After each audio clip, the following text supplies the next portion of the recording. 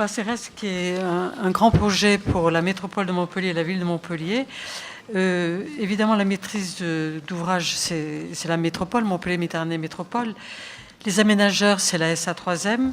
Les architectes urbanistes de la ZAC, Xavier de Jaiter, cabinet XDGA. La maîtrise d'œuvre de la ZAC, Ingérop Ilex. Et les paysagistes, vous allez le voir, c'est très important, Jacqueline Hosty, de l'atelier Jacqueline Hosty et Associés. Et la maîtrise d'œuvre du parc, Gyrus. Alors, la métropole de Montpellier, évidemment, c'est un pari quasiment permanent de l'entrepreneuriat innovant depuis plus de 30 ans. La vision, je dirais, futuriste de M. Frêche il y a 30 ans, qui a créé un incubateur, le BIC, qui à l'heure actuelle est le deuxième incubateur classé internationalement avant celui de Dublin et avant celui de Rio de Janeiro, prouve justement la force de l'innovation et de développement économique au sein de cette métropole et de la ville. Lorsque, d'ailleurs, monsieur Sorel vous l'a dit tout à l'heure, lorsque nous avons été métropole, nous avons postulé à la labellisation French Tech et nous faisons donc partie des métropoles labellisées French Tech. Je vous parle de ceci parce que cette labellisation French Tech en 2014 a redonné un essor économique très important sur la ville et la métropole de Montpellier. Nous sommes la métropole qui avons le plus de réseaux thématiques French Tech. Il faut que vous le sachiez, 9 réseaux thématiques proposés en labellisation French Tech et nous avons 7 réseaux thématiques auxquels s'est rajouté un 8e qui vous intéresse puisque c'est un réseau thématique qui s'appelle PropTech. Ce sont les entreprises et les startups qui travaillent avec les promoteurs, les urbanistes, les architectes, qui s'est développé sur la métropole de Montpellier. Ils ont créé leur propre réseau thématique et ils ont signé une convention lors du Salon de l'immobilier qui s'est tenu la semaine dernière à Montpellier avec la ville de Nantes. La ville de Nantes qui, elle également, est très active au niveau de la PropTech. Tout cela pour vous dire que la labellisation French Tech a amené un essor énorme sur la métropole de Montpellier, création de 2500 emplois, tout ce qui est équipement au niveau justement de l'économie a pris un très grand essor. Et puis, évidemment, nous avons la croissance démographique. Je vous disais tout à l'heure, il faut loger les personnes qui veulent venir et il faut accueillir ces entreprises. Ces entreprises, pour les accueillir, il y a un schéma d'accueil des entreprises, le SAE, qui a été créé et voté en conseil métropolitain et qui nous permet d'accueillir les entreprises à tous les niveaux. C'est-à-dire que nous avons une université d'exception. L'université de Montpellier est classée première au niveau de l'écologie sur le classement de Shanghai, devant Oxford. Donc, beaucoup d'étudiants, 70 000 étudiants. Les étudiants, quand ils cherchent où faire des études, ils regardent les classements. Alors, on dit le classement, ça ne tient pas compte, c'est pas vrai. Je suis une ancienne universitaire, je peux vous dire que ce classement est important. Donc, cette jeunesse qui vient se rajouter à la jeunesse de la population qui existe déjà à Montpellier. On vous l'a dit tout à l'heure, 40% de personnes à Montpellier ont 30 ans. Donc, toute cette jeunesse, eh bien, il faut la loger, mais également il faut qu'elle travaille. Il ne faut plus que notre matière grise que nous formons au niveau des universités et des écoles s'en aille à l'étranger. Ils s'en vont de par leur formation, mais il faut qu'ils reviennent. Et ceci est important. Donc nous avons des pôles de compétitivité, évidemment. Nous avons une concentration nationale de recherche publique énorme. Et au niveau de la démographie, je vous en ai parlé, donc 450 000 habitants au cœur d'un pôle métropolitain d'1 million d'habitants, c'est la plus forte croissance des métropoles et la main-d'œuvre. Alors, ces étudiants, c'est, je dirais, le nerf de la guerre de la métropole de Montpellier. Ce sont nos futurs start-upers et nos futures entreprises. Il y a, depuis 2 jours se déroule le pôle entrepreneuriat étudiant où les étudiants présentent des projets comme présenteraient des start-up ou des entreprises. Ils présentent les projets justement à des grands groupes qui trouvent les idées innovantes dans ces universités et parmi ces étudiants entrepreneurs. Ils sont sur notre territoire et on veut les garder. Ils font partie de nos futures pépites. Évidemment, on a un coût du travail le plus attractif et je tiens à préciser que tout le travail de l'économie qui a été fait en partenariat avec toutes les personnes du développement économique, c'est-à-dire les start-up, les entreprises, les personnes qui travaillent à la métropole, nous ont permis de faire tomber le taux de chômage. Alors vous allez me dire, c'est minime. Hein, on l'a tombé de 13,7 à 11,6, c'est-à-dire de 2 points. Vous allez me dire, 2 points, c'est ridicule. Je suis désolée. Moi, quand je vois ces 2 points, je pense à tous les jeunes qui ont trouvé du travail, à toutes les personnes qui étaient en recherche d'emploi et qui ont trouvé du travail. C'est une petite parenthèse, mais je tenais à le dire parce que, pour vous parler de Cambacérès, il fallait vous expliquer que la recherche du foncier, pour nous, est une priorité. Et Cambacérès est une proposition, justement, énorme pour pouvoir étendre notre territoire, qui est limité, vous l'avez compris, au nord par le Pic Saint-Loup et toutes les zones agrologiques que nous préservons, et au sud par la loi littorale qui est de plus en plus forte. Je vais laisser la parole à M. Pérez, qui va prendre la suite des opérations. Merci Chantal. Le quartier Cambacérès, ça va être le quartier des jeunes.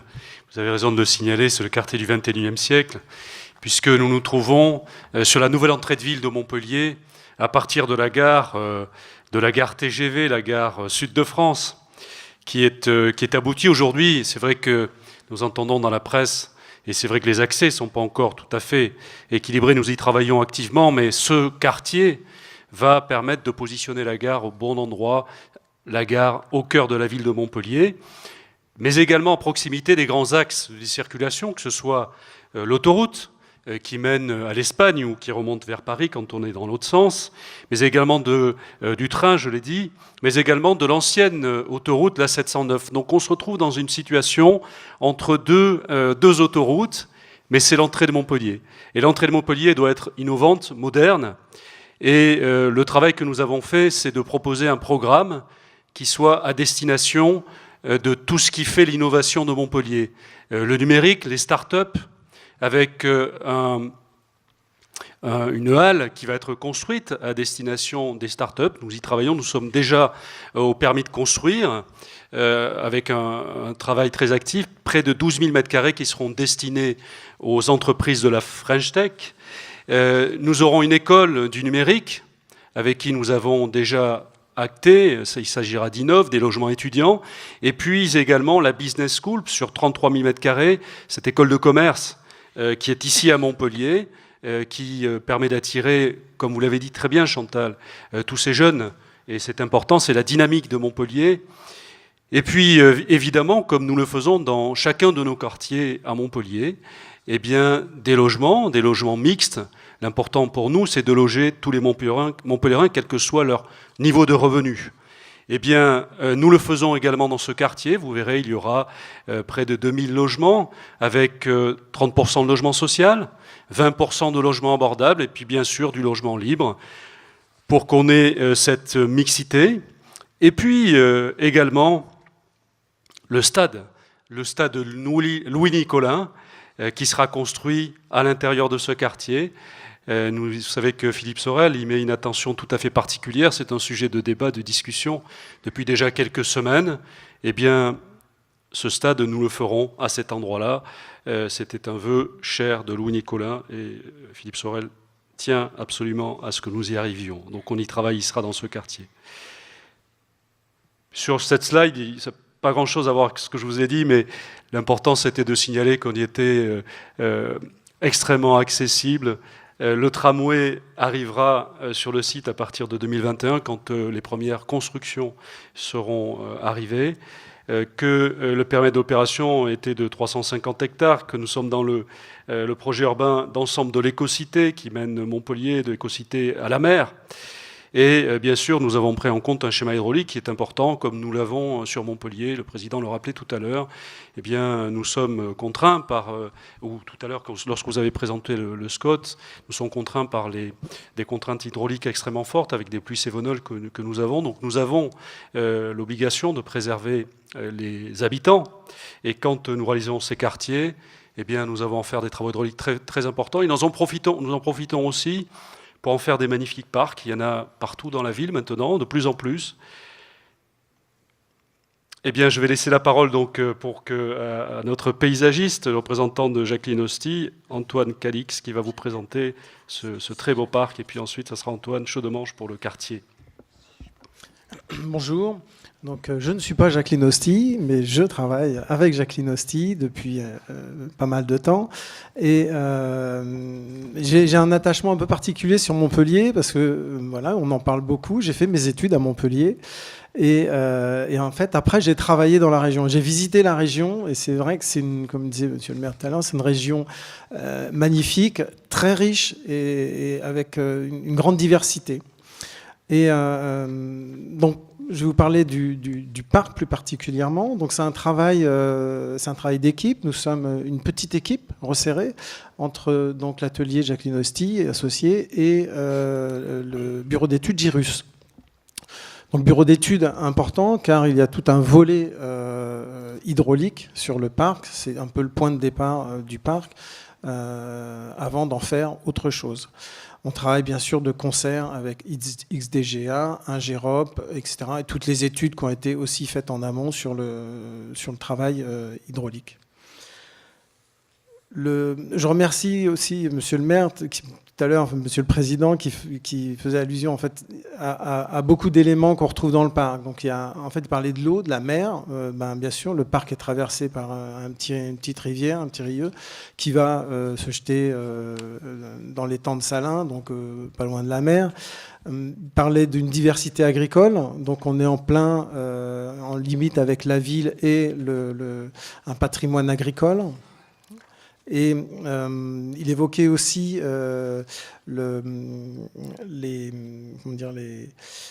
développement urbain. Donc, bien sûr, on est en frange, on est au cœur de tout le développement du quartier de Maugères et la sensibilité de ce territoire.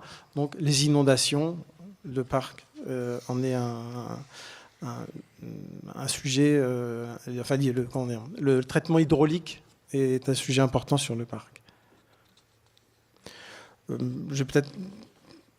Voilà, en fait, j'ai 4 petites slides. Et donc, un contexte. Donc, comme je vous expliquais, en fait, on est vraiment au cœur on était un peu en limite de la ville, avec un patrimoine, tout un patrimoine agricole encore très intéressant, avec notamment des petites parcelles agricoles qui sont toujours entretenues et la vigne, etc. En fait, c'est un petit peu comme des petites folies qu'on retrouve. C'est pas des grands champs, c'est pas des grandes surfaces, mais ce qui fait un parcellaire très intéressant, très découpé et donc un patrimoine qu'il faut mettre en valeur. Le parc, en fait, aujourd'hui, on va l'utiliser un peu comme une transition. Ça va être une transition paysagère, en fait, entre le quartier, donc qui va se développer, on vous parlera tout à l'heure, et cet espace, ce patrimoine, je vous disais, agricole, le château de la Maugère, voilà, tous ces petits éléments, ces petites pépites, ces petites choses qu'il faut préserver, mettre en valeur et intégrer. Il est hors de question de les scléroser, ce qu'il faut, c'est qu'on en profite et qu'elles soient mises en valeur. Donc je vais pas trop m'étendre sur les chiffres. D'abord, c'est pas sur l'hydraulique, c'est pas. Mais bon, ça permet quand même de mieux apprécier l'objectif, les enjeux et le travail sur ce morceau de quartier. Donc c'est un parc de 30 hectares. En fait, il sera divisé en 2 tranches, une tranche ferme de 18, une tranche conditionnelle de 12. Et en fait, il est intégré à l'intérieur du parc. Il y a le rieu du Neg 4. En fait, cette petite rivière, ce petit ruisseau qui s'étend sur le bassin versant, s'étend sur 6 km. 1200 hectares. Pour vous donner un ordre d'idée, en fait, il a une période de retour de 2 ans, ce qui est infime. Donc aujourd'hui, l'objectif du parc était d'améliorer, d'intégrer tous les aménagements qui vont venir et aussi de limiter les risques d'inondation en aval. Donc on a fait bien sûr des modélisations numériques et aujourd'hui on a réussi à descendre les crues centenales de 30 mètres cubes par seconde à 10 mètres cubes par seconde avec l'intégration donc de tous ces bassins. Je vous explique tout ça parce que c'est l'architecture du parc. Donc on a 7 casiers, 135 000 m3 qu'on voit. Donc qui sont divisés par voilà, je sais pas si j'aurai la main, qui sont divisés en fait en donc 7 bassins, 5 digues et donc énormément de stockage. L'objectif n'était bien sûr pas de faire un parc hydraulique avec des barrages, un CEDUR, un parc technique. Donc il a fallu transformer, digérer, intégrer et magnifier tous ces espaces. Donc on s'est bien sûr appuyé sur le château de la Mogère, donc sa grande allée de platanes, les structures, le parcellaire existant, le nivellement, le respect du nivellement et l'accroche bien sûr au quartier qui arrive. Donc c'est ce qu'on voit, donc c'est la frange. En fait, le parc s'étend entre le... C'est difficile de parler avec le micro et le votre en même temps. Hop, tac, tac. Voilà, donc on voit le parc qui s'étend donc ici sur sa rive ouest, donc qui vient un petit peu comme un belvédère pour le quartier. Le boulevard urbain ici au nord, le château de la Mogère et toutes les parcelles agricoles sur l'est, et au sud, la A9 et la LGV. Donc, toutes ces casiers, en fait, donc, ont des digues, et ces digues forment l'armature, un peu le rythme, comme des séquences au niveau du parc. C'est un parc qui se veut dynamique. C'est comment, en fait, à l'intérieur de ce découpage, intégrer des usages multiples. Donc on bénéficie bien sûr de talus, de berges, etc.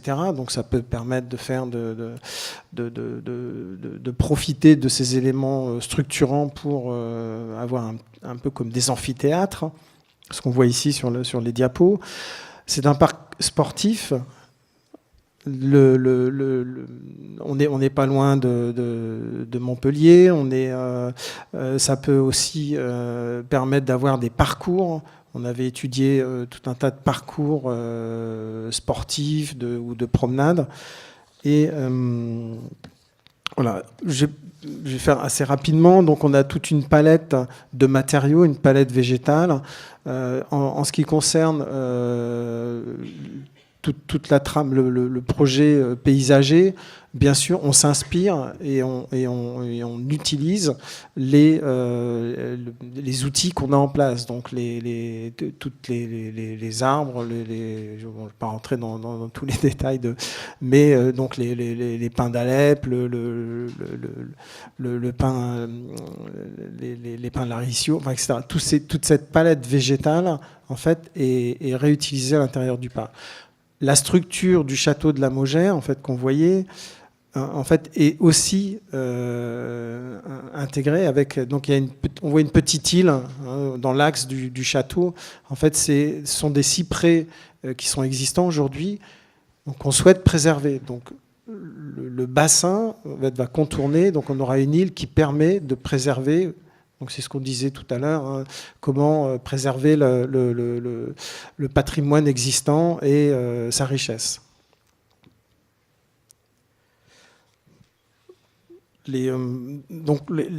L'ambiance au niveau de tout ce qui est traitement des digues, etc. Donc on aura une variété aussi, un changement de typologie de digues en fait, entre le nord et le sud, avec des éléments parfois plus dynamiques, plus stricts, plus construits, et d'autres beaucoup plus naturels, entre guillemets, donc des pentes enherbées ou en gazonné ou avec des matelas rénaux. L'idée étant quand même d'avoir quelque chose, une forme dynamique. Voilà, on n'est pas dans le mou, on est plutôt dans quelque chose d'assez dynamique. On est en frange de la ville, et entre le quartier ou même quand on regarde le château, ce sont des choses qui sont très, très tramées, très, très construites. Donc on s'est inscrit dans ce dessin.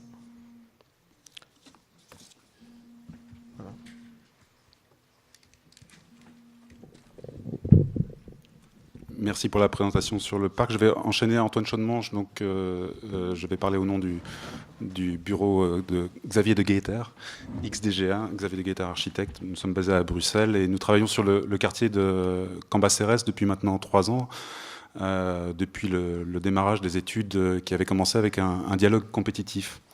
Je ne vais pas m'étendre sur les diagnostics et les objectifs qui ont été très finement et largement expliqués dans la présentation précédente sur le SCOT, mais on s'inscrit pleinement dans ces éléments-là. Au Forum des projets urbains en 2016 à Paris, on m'avait demandé de résumer un petit peu les enjeux du quartier Cambacérès, et j'avais évoqué le fait que c'était une vitrine de la ville résiliente.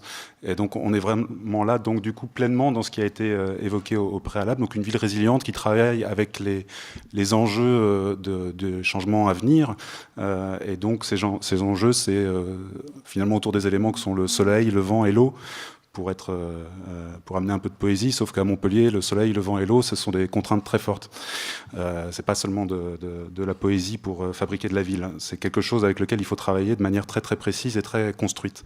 Ça, c'était un petit peu les objectifs. Il y en a un autre aussi, un autre thème avec lequel on travaille beaucoup pour développer le quartier, c'est la compétition et la collaboration.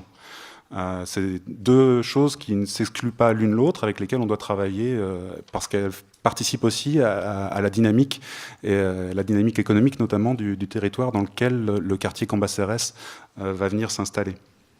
Alors bon, quand même, sur la ville résiliente, je lisais ce matin un article de Bernard Stiegler qui dit que la ville résiliente, c'est une ville qui est apprenante et contributive.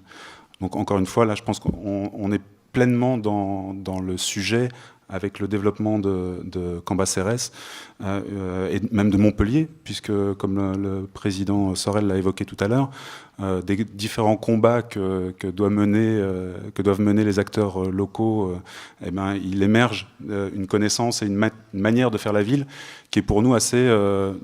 venant un petit peu de l'extérieur, finalement, on n'est pas montpelliérain, est assez remarquable en fait dans la capacité qu'a la ville et les territoires et les acteurs du territoire à apprendre et à se développer et à être extrêmement compétitifs. Pour moi, ça vient d'une chose, probablement un des critères et un des caractères les plus marquants de Montpellier, c'est la capacité qu'a la ville à accueillir. Yves Nourri tout à l'heure a parlé du développement très important, extrêmement... enfin, c'est la première ville de France en termes de développement démographique, et ce développement, il n'est pas seulement interne, il est aussi externe. Vous êtes une ville, je parle à vous parce que je pense qu'il y a une majorité de Montpelliérains dans la salle, mais vous êtes une ville qui a une extraordinaire capacité à accueillir et à bien accueillir les nouveaux arrivants.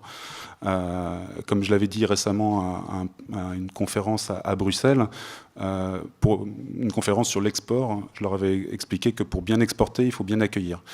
Ça avait fait un peu sourire dans l'assistance, mais c'est une vérité. Pour bien se développer, il faut certainement savoir bien accueillir, et on espère, avec le quartier Cambacérès, mettre en place les éléments et les ingrédients qui vont permettre de bien accueillir les populations qui vont s'installer pour habiter, mais aussi évidemment les entreprises qui vont venir se développer. Je fais encore une petite parenthèse d'un regard extérieur, parce que Chantal a évoqué le classement de Shanghai. Comme je pense souvent à Montpellier en me rasant le matin, à la radio, cet été, j'ai entendu cette nouvelle, que Montpellier était numéro 1 du classement de Shanghai des universités. J'ai dû re-regarder hier le classement pour bien voir qu'il y avait derrière, il y avait Caltech, hein, c'est l'université de Californie, il y avait Oxford derrière. Bon, aussi en 23e et 24e, on trouve aussi AgroParisTech Montpellier et puis aussi Paul Valéry. Donc, en fait, il y a une expertise, il y a une puissance réelle, une intelligence réelle du territoire qui est mis en œuvre et qui rayonne. Je veux dire, c'est les informations en Belgique. Voilà, c'est quelque chose qui est connu et qui est très reconnu. Je rentre un peu plus, je ferme la parenthèse et je reviens un petit peu sur les détails un petit peu du projet. Donc, ça a été évoqué. Il y a une première partie du projet l'accroche urbaine qui va se fabriquer assez rapidement maintenant, puisque les projets, ils ont été évoqués, ils sont en cours. Vous avez à l'illustration à gauche la halle French Tech, dont le permis de construire est en cours de dépôt, et donc qui va se réaliser maintenant assez vite, au cœur du quartier. Et cette halle French Tech, elle va permettre de constituer aussi très rapidement le premier espace public autour duquel le quartier va se fonder. Parce que l'espace public, c'est le lieu justement de la collaboration, comme je l'évoquais tout à l'heure, compétition et collaboration. Il y a aussi l'école du numérique, Innov, qui va aussi très bientôt, qui est très avancée dans les études et qui va passer aussi au stade du dépôt du permis de construire, et qui va accompagner aussi dans la dimension formation à ce moment-là le développement du quartier. Ces éléments-là, encore une fois, ils vont nous permettre de fabriquer de l'espace public, de l'espace partagé, de l'espace de rencontre, et les lieux un petit peu de ce foisonnement entre le monde de la recherche, de l'enseignement, et le monde de l'entreprise, qui sont plus des mondes séparés comme ça a pu être le cas auparavant, mais qui sont vraiment des mondes maintenant qui se rencontrent et qui fusionnent. Un petit zoom sur la place que j'évoquais, donc la place de l'innovation. Boum, mince, j'ai fait une bêtise, c'est encore pire. Qui est au centre de l'image à droite. Donc cet espace public qui va être bordé par les premières opérations, et les premières constructions qui vont venir dans le quartier former l'accroche urbaine. Une autre image pour montrer vraiment que le quartier, donc la ZAC 1 et les parties construites, sont aussi un mariage entre de l'espace public et des espaces qu'on a conçus et dessinés pour l'instant le plus ouvert possible. Ces espaces publics, ils sont construits autour aussi d'éléments qui étaient préexistants. On a évoqué tout à l'heure dans le parc le château de la Mogère. Le projet urbain se développe aussi autour du Mas des Brousses, qui est en fait un jardin déjà existant. Il y a juste quasiment le seul travail qui est fait actuellement et qui va être fait avec les paysagistes de Ilex, c'est de transformer le mur périmétrique de ce Mas des Brousses pour le remplacer par une clôture et le rendre plus ouvert et perméable pour le quartier. Et puis aussi un élément qui est essentiel, c'est la manière dont le quartier s'affiche en vitrine, mais aussi se protège vis-à-vis des nouvelles infrastructures qui ont été créées. Donc la nouvelle voie autoroute qui est un affichage et une vraie vitrine sur l'international pour le quartier, l'autoroute de Marseille à Barcelone. Et puis évidemment, la manière dont le quartier se protège aussi et des nuisances et intègre les avantages de la présence de ce pôle multimodal, de la gare de la Mogère, Montpellier Sud de France, qui est un vrai atout pour le quartier. Alors, je continue de citer Stigler. Cette gare, évidemment, c'est un objet technique. Alors, comme tout objet technique, c'est un peu un pharmacon, c'est-à-dire un objet qui est un remède. On va en tirer vraiment plein d'avantages pour la desserte du quartier. C'est aussi un peu un poison, parce que ça entraîne pas mal de nuisances par rapport auxquelles il faut aussi se prémunir. Bon, c'est aussi un peu un bouc émissaire parfois, parce qu'il faut réussir à l'intégrer le mieux possible dans le développement de ce quartier. Mais pour bien réussir cette intégration, ce qui a été prévu déjà dès l'origine, dès l'implantation des infrastructures, c'était de construire cette enveloppe urbaine, ce bornage des infrastructures. Et c'est l'objet de la procédure qui est actuellement en cours pour constituer cette enveloppe urbaine avec les premiers éléments de développement économique qui vont très fortement marquer le développement du quartier. Et je conclurai donc là-dessus. Oui, je peux rajouter un petit mot, si vous voulez, sur peut-être pour ce qui concerne l'économique, parce que je vois qu'il y a beaucoup de promoteurs qui sont dans la salle. On a beaucoup qui ont répondu, ça ne saurait tarder. Voilà. 35 000 m², on a une belle surprise, c'est que quand les sites sont exceptionnels, c'est le cas ici, on parlait tout à l'heure du quartier de l'innovation, eh bien, alors que sur Montpellier, il se construit environ 30 000 m² de bureaux neufs par an, eh bien, immédiatement, on est à 35 000, et il y a fort à parier que l'année où on les construira, on doublera la production, parce que quand il y a une belle offre, eh bien, on a la demande. dans cette économie qui est en fort développement. On le sait, Chantal le disait tout à l'heure, et elle s'investit beaucoup auprès des startups, auprès de tous ces jeunes qui sont extrêmement bouillonnants et qui font que Montpellier aussi est dynamique. Et notre responsabilité, en même temps que nous faisons des quartiers, c'est de créer des emplois. Gagner 2 points, c'est important. On va essayer d'en gagner d'autres, mais c'est un travail de fond, un travail politique, mais aussi technique, et nous le faisons dans les quartiers. Alors bien sûr, il y a la French Tech. Ce que nous ferons également, ce quartier sera connecté pour répondre à tous les usages de la ville. Nous avons aujourd'hui en innovation le quartier Eureka, sur lequel nous allons mettre en place une plateforme numérique qui va permettre à l'ensemble des habitants de ce quartier d'être connectés les uns aux autres pour qu'ils aient tous les services numériques. Eh bien, nous allons le développer sur tous les nouveaux quartiers de Montpellier, puis on espère que grâce aux innovations technologiques en matière de data, nous pourrons le développer sur l'ensemble de la ville également. Donc ce travail se fera. Et puis, vous l'avez dit très bien, mais ce parc, bien sûr, il est hydraulique, mais il a une grande fonction, c'est celui de permettre de tisser des liens dans la ville et faire qu'on puisse, comme on le vit dans la Méditerranée, vivre dedans et dehors. Les promoteurs vont le faire avec leurs immeubles, mais dans ce parc, eh bien, on imagine très bien que l'on pourra se déplacer avec son ordinateur, travailler dans l'herbe, se rencontrer, voir les enfants jouer. Eh bien, ça sera évidemment un magnifique lieu de rencontre, ce lieu de rencontre que l'on retrouve sur la Méditerranée, parce qu'ici, on a évidemment le soleil. Voilà pour... et puis des équipements sportifs, mais je l'ai dit tout à l'heure, donc je n'ai pas besoin d'en rajouter. C'est un projet qui démarre, puisqu'à partir de 2020, nous aurons les premiers bâtiments, c'est-à-dire dans très très peu de temps, à l'échelle de l'aménagement et de la construction de la ville. Juste 2 mots pour terminer cette présentation, puisqu'on est au Forum des projets urbains, pour rappeler 2 étapes essentielles de préparation des conditions dans lesquelles un tel quartier et une gare peut arriver à se poser aussi près de la ville. La première date, c'est 1988, lorsque Georges Frêche, à l'issue d'une réunion au ministère des Transports, a compris que la gare actuelle de Montpellier ne pouvait pas accueillir le développement démographique de la région. Et que donc, il y allait forcément y avoir, dans les décennies qui venaient, une nouvelle gare. À l'époque, il avait compris que si on voulait que cette gare soit sur Montpellier, c'était forcément à cet endroit-là. Et à cet endroit-là, on était en train d'étudier un golf avec un hippodrome, et Ballesteros était déjà en train de dessiner ce golf.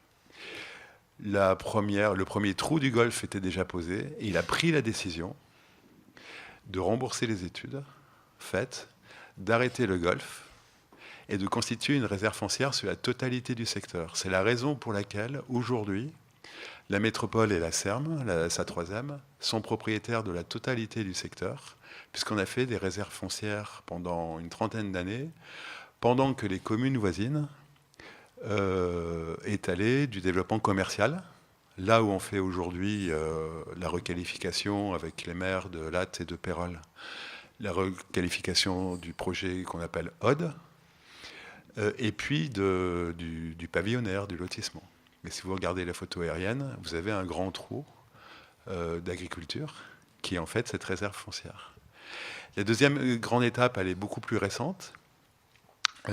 C'est lorsque l'État a décidé de réaliser la ligne ferrée mixte, fret et grande vitesse, contournement Nîmes-Montpellier, plus le déplacement de l'autoroute A9, c'est de constater que sur la section dite jumelée dans le vocabulaire de l'État, les 2 grandes infrastructures étaient étalées sur ce territoire. C'est-à-dire là où on avait fait les réserves foncières pour y mettre une gare, on savait que forcément une gare, il y a des rails, et puis il y a une autoroute qu'on a souhaitée, mais que la manière de les tracer sur le territoire obérait toute possibilité de développement.